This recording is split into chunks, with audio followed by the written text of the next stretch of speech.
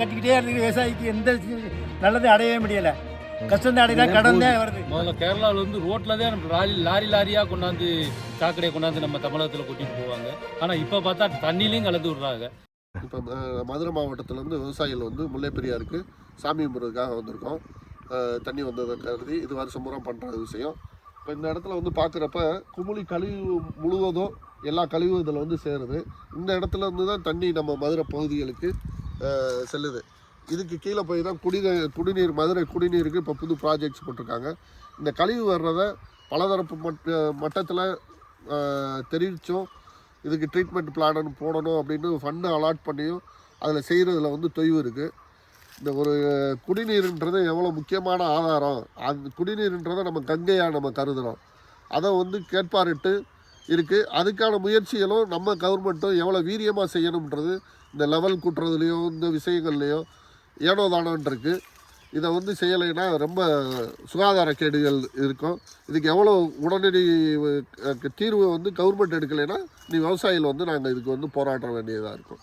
இங்கே பாருங்க, இதுதான் நம்ம பெரியார்லேருந்து மதுரை குடிநீருக்கு ஆதாரமாக இத்தனையும் 1000 கோடி ரூபா செலவழித்து கொண்டாந்தோம்னு சொல்கிறாங்க. அங்கே பார்த்தா இப்போ அந்த குமுளியினுடைய அனைத்து கழிவுகளும் இதில் தான் கொண்டாந்து விடுறாங்க. இந்த தண்ணியத்தையும் நம்ம குடிச்சிக்கிட்டு இருக்கோம். இப்படி குடித்தோம்னா இப்போ நமக்கு பூரா இங்கேருந்து நோயை இறக்குமதி பண்ணுறாங்க. ரொம்ப இப்போ வறுமையில் மேற்கொண்டு தண்ணியும் கொடுத்து வறுமையும் கொடுத்து நோயும் உண்டாக்கிட்டு இருக்காங்க. இதுக்கெல்லாம் ஒரு முடிவு காலம் எப்போ தான் பிறக்கும்? முதல்ல கேரளாவில் வந்து ரோட்டில் தான் லாரியாக கொண்டாந்து சாக்கடையை கொண்டாந்து நம்ம தமிழகத்தில் கொட்டிட்டு போவாங்க. ஆனால் இப்போ பார்த்தா தண்ணிலையும் கலந்து விடுறாங்க. என்ன பண்ணுறது?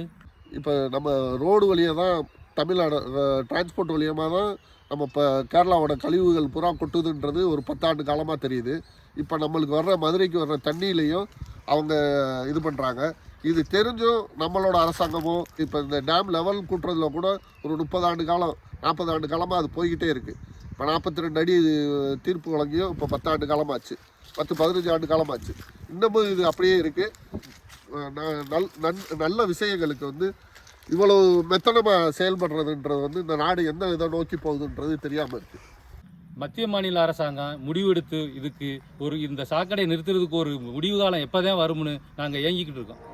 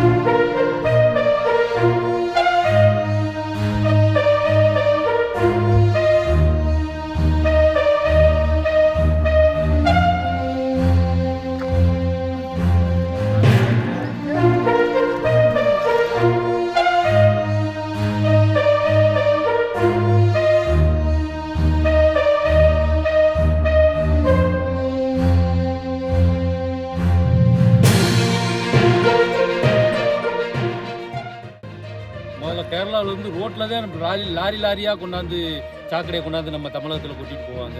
ஆனால் இப்போ பார்த்தா தண்ணிலையும் கலந்து விடுறாங்க. என்ன பண்ணுறது?